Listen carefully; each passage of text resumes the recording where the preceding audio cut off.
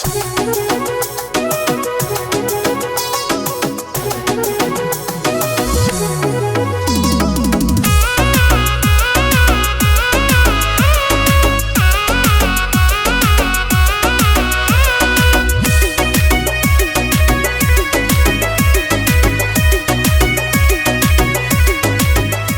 Hello दोस्तों, स्वागत करते हैं आपका ही चैनल टारगेट भोजपुरी में। जी हाँ दोस्तों, हमारे ट्रेंडिंग स्टार खेसारी लाल यादव जी का फिर से एक धमाकेदार सॉन्ग रिलीज होने जा रहा है, जिस गाने का टाइटल है गोली चलवाई बू। जी हाँ दोस्तों, बहुत ही प्यारा सा वीडियो सॉन्ग आप लोग को बहुत ही जल्द देखने को मिलने जा रहा है। फीट में आप लोगों को कोमल सिंह देखने को नजर आने वाली है हमारे ट्रेंडिंग स्टार खेसारी लाल यादव जी के साथ में, और इस गाने के सिंगर है हमारे ट्रेंडिंग स्टार खेसारी लाल यादव। और सिल्फी राज की आवाज में प्यारा सा वीडियो सॉन्ग बहुत ही जल्द देखने को मिलने जा रहा है, गोली चलवाई बू। तो आप लोग इस गाने को मिस नहीं कीजिएगा, बहुत ही बवाल और हिट लेवल का सॉन्ग आने जा रहा है हमारे ट्रेंडिंग स्टार खेसारी लाल यादव जी का बहुत ही जल्द वीडियो फॉर्मेट में, गोली चलवाई बू। तो आप लोग इस गाने को मिस नहीं करना चाहते तो हमारे चैनल टारगेट भोजपुरी को सब्सक्राइब करके बेल आइकन दबा दीजिए, क्योंकि आप लोग के यहाँ पे ट्रेंडिंग स्टार खेसारी लाल यादव से जुड़ी और लेटेस्ट अपडेट जानने को मिलेगा। तो सब्सक्राइब करना तो बिल्कुल ना भूले। धन्यवाद।